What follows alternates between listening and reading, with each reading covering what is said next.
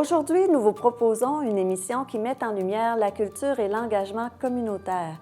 Nous recevons d'abord Mme Lise d'Ambremont de la troupe de théâtre Les Démasqués. Nous accueillerons ensuite Mme Nathalie Barrette, directrice générale d'Écoute Montérégie, un organisme essentiel dans le soutien aux aînés de notre région. Et finalement, M. Robert Hébert, commissaire de l'exposition Sténopée au Musée des Beaux-Arts de Mont-Saint-Hilaire. Restez avec nous. Tout cela se passe ici même, dans la vallée.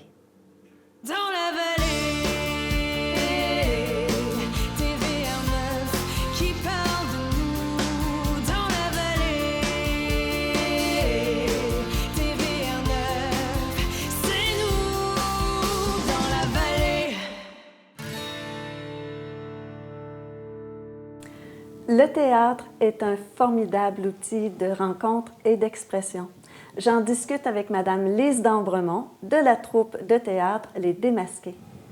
Bonjour, Mme d'Ambremont. Bonjour, Mme Lemieux. Vous allez bien? Oui, ça va. Alors, dites-moi, vous êtes impliquée dans le projet depuis près de 15 ans. Oui. Qu'est-ce qui vous touche encore le plus? C'est de voir l'évolution. L'évolution des jeunes, j'en ai qui sont là depuis le début. Alors, on les voit progresser, on les voit essayer de prendre de plus en plus d'assurance. Puis c'est valorisant pour eux. Puis c'est ça, nous, qui nous nourrit. C'est de les voir évoluer. Alors, décrivez-moi un peu les jeunes que vous avez... Nous, c'est des déficients intellectuels. Il y a de la trisomie. Il y a des gens de différents niveaux. Il y en a qui sont très peu handicapés, d'autres un peu plus. Il y a des... Cette année, j'ai pas de... J'en ai un qui parle pas trop, mais des fois, j'ai des non-verbaux presque, mais on s'arrange à leur donner un rôle quand même. On prend tout le monde. Mais c'est vraiment la déficience et ça va, je vous dirais, début trentaine, aller jusque les plus vieux. Peut-être, j'en ai un qui doit approcher les 70. Ouais. Et puis, vous avez mentionné AVRDI. Qu'est-ce que c'est? C'est l'Association de la vallée du Richelieu pour la déficience intellectuelle et les troubles du spectre de l'autisme. La VRDI, c'est un organisme qui existe à Belleuil depuis plus de 60 ans. OK? Et il s'occupe des jeunes, des jeunes et des moins jeunes qui vivent avec un handicap intellectuel. Et à chaque jour, ils reçoivent des jeunes. Ils ont des jeunes et des moins jeunes, c'est-à-dire de 20 quand ils ont fini l'école. Ils s'en vont à la VRDI s'ils ne sont pas aptes à faire des stages ou des choses comme ça, où ils n'ont pas les capacités émotivement aussi. Il y en a qui seraient capables, mais psychologiquement, ils sont peut-être un peu moins prêts à aller vers le monde. Et ils reçoivent ces jeunes-là et des plus vieux. Tu sais, maintenant, vu que ça fait 60 ans, et il y en a quand même quelques-uns qui sont beaucoup plus vieux, donc ils reçoivent les deux groupes parce qu'ils n'ont pas les mêmes activités. C'est sûr qu'on ne demandera pas aux plus vieux d'aller jouer au ballon, des choses comme ça. Fait qu'ils font du MDA, maintien des acquis. Et l'autre s'appelle, je vais avoir un blanc, parce que, comme je vous ai expliqué, c'est pas... Moi, je travaille juste en loisir, un soir semaine, mais les autres, c'est plus pour les aînés. C'est le MADOC, ça c'est maintien des acquis des aînés. OK, d'accord. Alors, c'est leur mission et c'est une très, très bonne mission pour les jeunes. Puis moi, je fais du théâtre le mercredi soir. Qui fait partie là, des activités offertes. Exactement. Et est-ce que c'est durant, par exemple, la période scolaire, mettons de septembre? De septembre. À mai, nous, c'est d'avril, parce qu'on présente toujours notre pièce en avril. D'accord. Alors, on commence en fin septembre, dernière semaine, puis on va jusqu'en avril avec eux. Et en avril, on va au cœur du sujet, vous présenter une pièce de théâtre. Oui. Quel est le thème cette année? Cette année, ça s'appelle « Qui a volé? Mais en même temps, j'avais comme deux titres. C'est l'histoire. Voulez-vous connaître un peu l'histoire? Bien sûr. C'est un OSBL qui s'appelle « Les artistes ont soif ». On fait référence aux fées ont soif. Bien sûr. C'est que les artistes, ce sont des jeunes artistes qui vont dans un atelier de peinture. Et là, pour faire des sous, l'organisme a décidé de faire une vente à l'encan. Donc, les jeunes présentent leurs œuvres. Puis là, on a invité des personnalités du village pour venir assister au vernissage. Et là, la personne qui fournit la peinture offre une bague. Et malheureusement, il va y avoir un vol. C'est pour ça qu'on a fini par appeler ça « Qui a volé ». D'accord. Alors là, il y a une petite enquête policière, puis c'est quelque chose comme ça. Et il faut absolument que je le mentionne, parce que les peintures qu'on a choisies, on ne voulait pas aller... On voulait être concept, c'est-à-dire nos jeunes, ils ont un handicap. Alors, leur peinture, c'est l'Arche qui nous les fournit. Oui, alors vous Le avez une potentiel. collaboration Oui, avec on a l'Arche. demandé au potentiel s'ils voulaient bien nous fournir des œuvres. Puis les œuvres sont vraiment très belles. Oui. Oui, ils travaillent bien, ces jeunes-là. C'est beau, ça vaut la peine. Fait que c'est eux qui nous fournissent les œuvres. Fait qu'on est bien contents. Puis on tient à le mentionner. C'est important. Et comment avez-vous choisi les personnages? Est-ce qu'on peut en parler un petit peu? Moi, les personnages viennent beaucoup avec chaque personne. Oui. C'est-à-dire, moi, j'en prends un, puis je me dis, ah, quel genre de personnage qu'il pourrait faire? Fait que là, je me fie à ça pour faire des personnages, en premier lieu. Fait qu'après ça, ben là, on leur donne... Je leur donne pas un texte tout de suite dans la bouche. J'essaie avant de voir, si je pose telle question, qu'est-ce qu'ils me répondraient, eux? Alors, c'est pour ça que quand moi, je commence, j'ai une idée, mais j'ai pas de texte. C'est à mesure. Je filme à chaque semaine et là, j'écoute ce qu'ils m'ont dit. Puis là, souvent, je vais réécrire le texte d'après ce qu'ils m'ont dit. Alors, c'est un peu...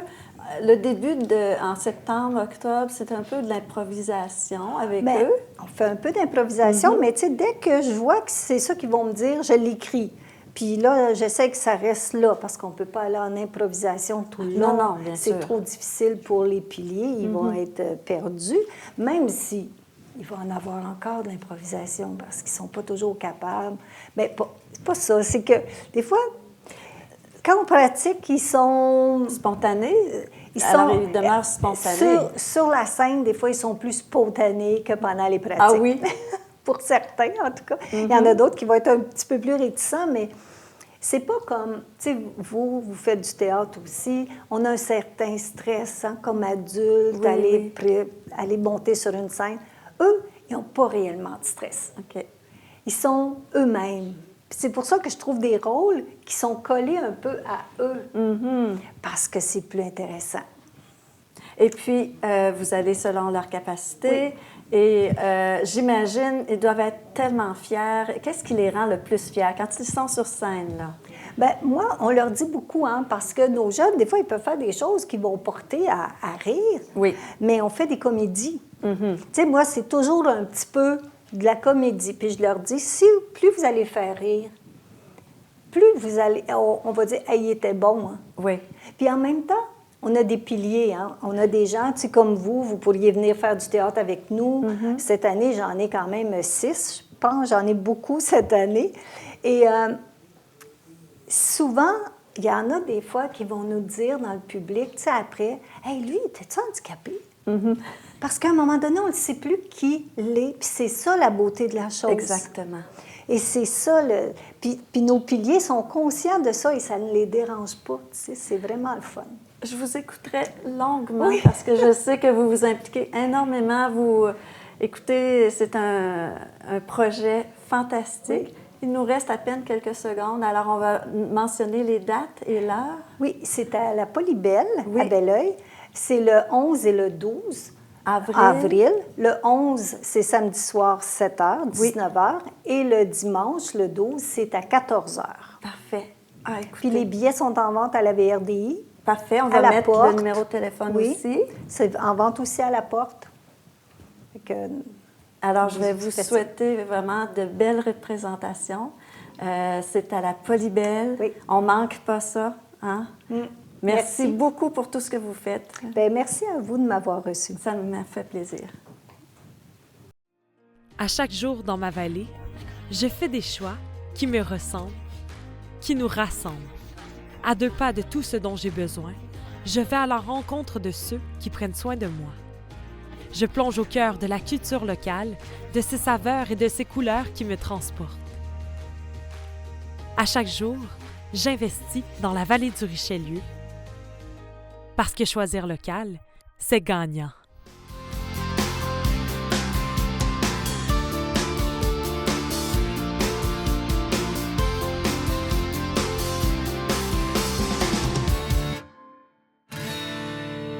Briser l'isolement, offrir une présence humaine et une écoute attentive, voilà la mission d'Écoute Montérégie. Nous en parlons avec Mme Nathalie Barrette, directrice générale de l'organisme. Bonjour, Mme Barrette. Bonjour. Alors, depuis quand existe Écoute Montérégie? Cette année, ça va être le 20e anniversaire du Centre d'écoute Montérégie. C'est un centre d'écoute qui est, bien, comme on dit dans son nom, qui couvre la Montérégie. Et c'est ça, ça va être une année spéciale où on va prendre soin plus particulièrement de nos bénévoles parce qu'ils sont très importants pour nous au Centre d'écoute Montérégie. Donc, on va les chouchouter pendant cette 20e année-là. Fait que, ça va être notre plaisir. Bien sûr. Et qu'est-ce que votre service d'écoute?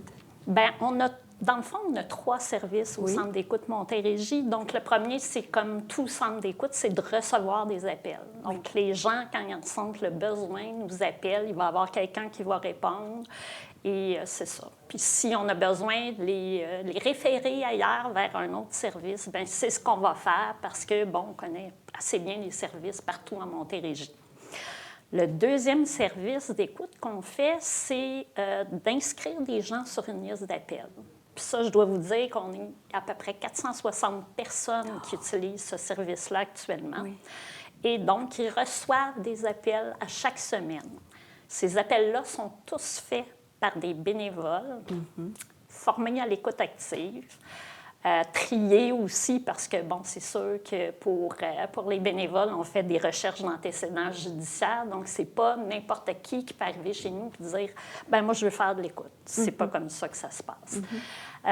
Fait que c'est ça, fait qu'on s'assure que les gens sont, oui, humains, empathiques, qui ont une grande ouverture, puis qui vont aimer faire un bénévolat qui, je le dis tout de suite, qui est un peu solitaire, parce que de faire de l'écoute avec quelqu'un, c'est seulement une personne avec une personne au téléphone en plus. Donc, on ne la voit pas. Fait que... Mais, par contre, j'ai beaucoup de bénévoles, puis je suis très heureuse, puis je continue à en avoir à chaque semaine. Donc, je me plains pas. Fait que, avec la hausse de la clientèle, si mes bénévoles vont de la même façon, bien, c'est parfait pour moi. Là. Et qui s'occupe de la formation des bénévoles? Bien, c'est moi. Oh! Quand on travaille dans un organisme communautaire, il faut être un peu pieuvre, donc on fait un petit peu de tout. Mais la formation me permet d'être en contact avec ces gens-là dès le premier moment où ils mettent le pied dans notre organisme. Et après ça, je vais faire de la formation continue, je vais faire des rencontres avec les bénévoles. Donc, ce qui me permet d'être là parmi tout leur parcours, de bien les connaître. Puis pour moi, c'est extrêmement important de connaître tous ces gens-là puis d'avoir un bon contact avec eux. Fait que oui, c'est moi qui donne la formation à l'écoute active. Et l'écoute active, c'est pas donner des conseils. On peut en parler un peu? Oui, exactement. Les gens pensent que quand on écoute, mettons qu'on est avec un ami, on l'écoute parler de sa problématique, souvent on va aller donner des conseils, des suggestions et des choses comme ça, alors que c'est pas ça, l'écoute active. L'écoute active, c'est vraiment accompagner la personne dans son interrogation, dans son cheminement, pour qu'elle puisse finir par trouver ses propres solutions. C'est vraiment ça. Pour les garder de plus en plus autonomes, parce que le service est offert aux personnes qui ont, 50 ans et plus? Oui, c'est ça, exactement. 50 ans et plus, partout en Montérégie, donc... Un service pour les aînés. Tout à fait. Bien, aîné à 50 ans, on peut se questionner, mais je pense que ça fait partie de la définition, je pense, là, avec la FADOC, c'est à partir de 50 ans. Et puis, vous parliez du premier service. Comment on peut vous rejoindre? Comment une personne peut vous rejoindre? Bien, en appelant tout simplement à notre numéro de téléphone. Donc, qu'on va sûrement mettre à l'écran. D'accord. Oui. Et donc, c'est ça. Si ça ne répond pas, parce que, bon, on est tous occupés sur une ligne, il n'y a qu'à laisser son message, puis on va vous rappeler pour prendre contact avec vous. Les gens qui sont sur nos listes d'appels dont je parlais tout à l'heure, les listes d'appels hebdomadaires, eux, souvent, ils sont référés par le milieu de la santé, finalement, Oui. les 6 CLSC, GMF et compagnie. Donc, c'est souvent des références qu'on a du milieu de la santé. Par contre, ça peut arriver que quelqu'un nous appelle tout simplement pour parler, puis que là, on s'aperçoive qu'elle aurait peut-être besoin qu'on l'appelle à chaque semaine, donc Oui. on va lui proposer à savoir si elle veut être sur notre service d'appel hebdomadaire. Donc, Et ce service d'appel hebdomadaire, c'est une fois semaine. oui. Parfois, ça peut durer 2 semaines, 8 semaines. Parfois, ça peut durer même plus longtemps. Des années. Ah oui? Des années, Oh. on a des gens qui sont là depuis des années, des 10, 15 ans, certainement. Puis, ben, c'est ça, comme on disait, c'est l'écoute active, c'est d'aller à son propre rythme. Donc, on ne bruse pas la personne. Fait que des fois, ça peut être très long avant qu'elle trouve ses propres solutions. Puis, fait que c'est ça. Fait qu'on l'accompagne aussi longtemps qu'elle en a besoin. Ça va arriver fréquemment qu'on va avoir des gens qui vont dire, ben écoutez, je pense que je prends la place de quelqu'un d'autre dans votre service, fait que je vais laisser ma place, mais si j'ai besoin, je sais que je vais être capable de vous rappeler. Oui, Fait je que, comprends. l'autre service dont je n'ai pas parlé, c'est Radar. Oui, c'est un programme, Donc, hein? Oui, un Oui. programme qui s'appelle Réseau actif de dépistage des aînés à risque. Et là, pour les gens qui sont intéressés dans la communauté, bien, on forme des citoyens pour qu'ils deviennent encore plus bienveillants, puis qu'ils soient en mesure de dépister des aînés qui pourraient être vulnérables alentour d'eux. Et cette formation-là dure combien de temps, à peu près? C'est à peu près, je dirais, entre 2 et 3 heures. Et cette formation-là peut se faire en ligne sur le site de Aussi? Radar. D'accord. Donc, qui est projetradar.org. Les gens peuvent aller là puis faire la formation en ligne. S'ils sont intéressés par une formation en présentiel, ils n'ont qu'à appeler chez nous puis parler avec la coordonnatrice de Radar, puis on va faire en sorte qu'ils puissent suivre la formation de citoyen Radar. Et puis après, ils ont les outils, ils ont des pistes pour dire « Oh, je crois que cette personne-là que j'ai croisée pourrait avoir besoin. Oui, comme D'accord. ma voisine, habituellement, Oui, va tout oui. le temps mettre ses vidanges au chemin, les ramasse la même journée. Quand c'est passé, vient les ramasser. Oui. Et là, ça fait 2-3 jours que les bacs à vidange sont là. Ben, il faut se poser des questions. Voilà. Donc, c'est des sons de cloche comme ça. Fait que c'est un peu ça, à travers la formation, c'est d'essayer de dire aux gens, gardez vos yeux ouverts, mais vous n'êtes pas médecin, là. On n'est pas là pour faire un diagnostic, mais on est là pour dire, Alerter. il y a quelque chose Pour qui se passe. alerter. Donc, C'est tout le temps dont on dispose. J'aurais continué à jaser avec vous longuement, mais on a été capable de couvrir les 3 services que vous offrez. Je à vous fait. félicite en 20 ans. Félicitations pour tout ce que vous avez fait pour la communauté, parce que, on le rappelle, c'est pour toute la Montérégie. oui, tout à fait. Voilà. Toute la Montérégie. Exactement. Merci beaucoup d'être passé à l'émission. Bien, ça me fait plaisir. Merci. C'est un plaisir partagé.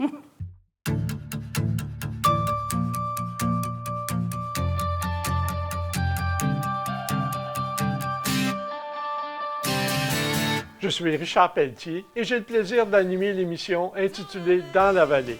À chaque semaine, on découvre plusieurs organismes de notre belle région. Vous constaterez la diversité de nos différents sujets de la vallée du Richelieu à voir sur TVR9.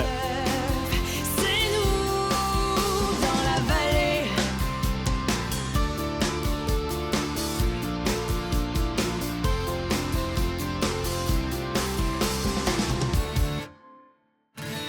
Le Musée des beaux-arts de Mont-Saint-Hilaire présente jusqu'au 14 juin 2026 l'exposition Sténopée de l'artiste André Dubois. Nous avons le grand plaisir de recevoir M. Robert Hébert, commissaire de l'exposition. Bonjour, Bonjour. M. Hébert. Bonjour, Bienvenue à l'émission Dans la vallée. c'est gentil. Alors, dites-nous, quelle est votre collaboration avec le Musée des beaux-arts? Il y a 3 ans, on m'a demandé d'être commissaire de l'exposition des rencontres photographiques du Richelieu, qui a eu lieu en mai 2024. Et depuis ce temps-là, je collabore régulièrement là, comme commissaire ou consultant bénévole pour le musée. Et dans ce cadre-là, il y a eu cette exposition-là qui nous intéresse aujourd'hui. Oui. Et qu'est-ce que ça fait un commissaire? Bien, il y a différents rôles. Oui. Dans un musée, il peut y avoir un commissaire. Donc, un commissaire, c'est quelqu'un qui organise des expositions, mais qui est invité. Ça peut être un coordonnateur aussi. Un coordonnateur, j'étais coordonnateur des expositions de photos dans une bibliothèque pendant 15 ans. Donc, mon rôle était de coordonner à chaque mois une exposition. Et on peut être aussi conservateur. Un conservateur travaille pour le musée et gère la collection du musée et organise évidemment des expositions. Mais dans ce cadre-ci, moi, je suis commissaire, donc je suis invité à préparer une exposition. Vous êtes photographe et vous êtes même évaluateur. Mon métier de base, c'était photographe. Et bon, j'ai quand même accumulé au cours des années beaucoup d'expérience en photographie. J'ai commencé, j'avais 12 ans, à faire un peu de photos. Puis à 14 ans, je faisais déjà des contrats. Et un peu plus tard, j'ai travaillé pour j'étais directeur de l'Association photographique de Montréal. J'ai travaillé sur des projets qu'on voulait établir un musée de la photo à Montréal et tout ça. Et éventuellement, un photographe m'a dit « Ah, je dois donner des photos à un musée, le Musée du Québec. Et il m'a dit « Tu vas me faire ça. » Ça, c'était il y a 30 ans. Donc, j'ai commencé comme ça à évaluer des photos pour les musées. Quand quelqu'un a une collection de photos ou des photos, soit un collectionneur, soit un photographe, et qui veut donner ça à un musée pour recevoir un reçu d'impôt, bien, ils doivent avoir l'expertise extérieure. Et ils font appel à vous. Ouais. Et l'histoire se répète parce que M. Dubois vous a contacté. Oui, il y a quelques mois, M. Dubois m'a dit, M. Dubois a maintenant 88 ans, il m'a dit j'aimerais placer mes œuvres dans un musée, dans une collection de musées. Est-ce que tu peux m'aider? Et M. Dubois, je le connaissais depuis plus que 30 ans. Ma conjointe faisait faire ses agrandissements dans le laboratoire de M. Dubois. M. Dubois est installé au centre-ville de Montréal. Il y avait un petit laboratoire photo pour des photographes professionnels. Et c'est comme ça que je l'ai rencontré. Et moi, en tant que commissaire d'exposition, organisateur, coordonnateur, je l'avais exposé en 2007 à la Bibliothèque publique de Côte-Saint-Luc. Et j'avais collaboré avec Jean Lauzon pour l'exposition de M. Dubois en 2011 au Musée populaire de la photographie à Drummondville. Donc, quand il m'a appelé, j'ai dit « OK, je vais demander à Geneviève Letourneau, la directrice du musée, à Saint-Hilaire, s'il y avait un intérêt. » Elle me dit, elle a vu les photos, elle dit « Oui, ça nous intéresse. » Faut dire que le musée est en train de bâtir une belle collection de photographies depuis les rencontres photographiques. Donc, il y a plus de 500 photos maintenant dans la collection du musée. Et là, M. Dubois a fait don d'une 31 photos. 31 photos. Oui. Et vous avez gardé combien de photos pour l'exposition? 21 photos pour l'expo. D'accord. Dans la salle permanente, qui est une petite salle, donc ça convenait bien. Et l'exposition a déjà oui, lieu? Oui, depuis le 14 mars. Depuis donc, le 14 mars. Tout s'est enchaîné rapidement. Geneviève m'a dit « Ah, on a un espace qui vient de se libérer. Est-ce que tu peux organiser quelque chose avec ce don-là? » J'ai dit « Ben oui, certainement. » Et donc, c'est comme ça qu'on a commencé le projet de l'exposition et le projet du livre. Il y aura un livre qui va être publié fin mai, début juin, sur le parcours de M. Dubois. Et que les visiteurs peuvent réserver. Oui, effectivement. Oui. Et ça s'appelle Sténopé. Oui. Vous avez apporté un appareil ici. Qui appartient à M. Dubois. Qui appartient à M. Dubois. Et expliquez-nous un peu ce que veut dire Sténopé. Bien, Sténopé, ça vient du mot grec qui veut dire ouverture. En anglais, ils disent pinhole photography, donc trou d'aiguille. Et donc, un sténopé, c'est un trou dans une plaque de métal qui laisse passer la lumière. Alors, si, par exemple, je fais ça ici, c'est ce trou-là dont il est question. Là, ce qu'on voit, c'est la plaque, oui. Mais au milieu de ça, il y a un minuscule trou et la lumière s'infiltre dans l'appareil. D'accord. Ça, c'est un appareil artisanal bricolé complètement Oui. à partir d'un appareil des années 20 ou 30 et que M. Dubois a enlevé le soufflet, il a enlevé la lentille, Oui. il a tout enlevé le devant et là, il a bricolé Son appareil. Son appareil. Et ça devient la technique du sténopé. Oui, oui. D'accord. Ce sont des photographies en noir et blanc. C'est de l'argentique. Ah, donc, d'accord. ça veut dire qu'on utilise un négatif. Oui. Ça peut être un négatif couleur ou noir et blanc, mais M. Dubois était un maître tireur en noir et blanc. Donc, il a évidemment continué dans l'esprit de son travail pour photographier surtout de l'architecture, mais un peu de paysage aussi. OK. Donc c'est avec des négatifs 120 en argentique, en noir et blanc. Et ensuite, lui, il les agrandissait. Donc, dans l'exposition, c'est des photographies de 11 par 14 pouces. D'accord. Ce qui veut dire 30 par 40 cm. Vous parliez d'un livre. Alors, vous êtes éditeur aussi. Oui, j'ai plusieurs chapeaux. Ça dépend de la journée. Donc, Oui. une journée, je suis commissaire. Oui. Une ou deux journées, j'évalue des photos pour les musées. J'ai travaillé, et je travaille toujours, pour tous les musées au Canada. Donc, j'ai fait plus de 350 évaluations depuis 30 ans cette année.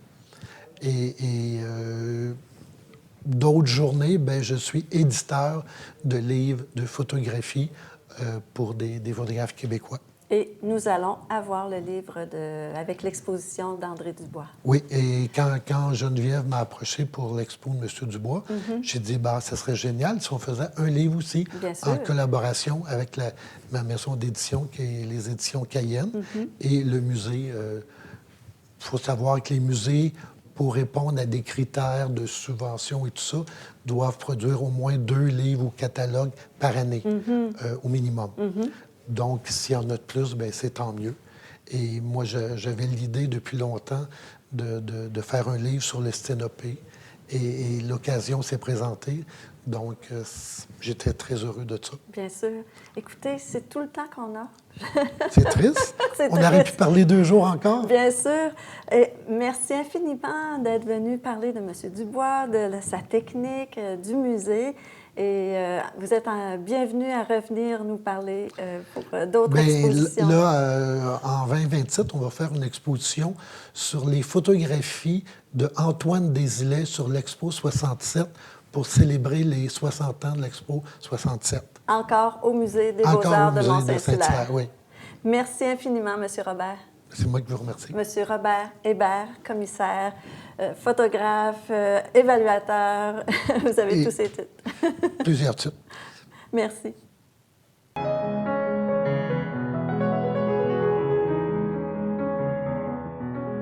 Kwaimzewe, Ndaleweze Suzy Opamsawino, Alnon Basquaniat Enwege Odanak, Kolipayon Obanake Kendakina, vous écoutez TVR 9.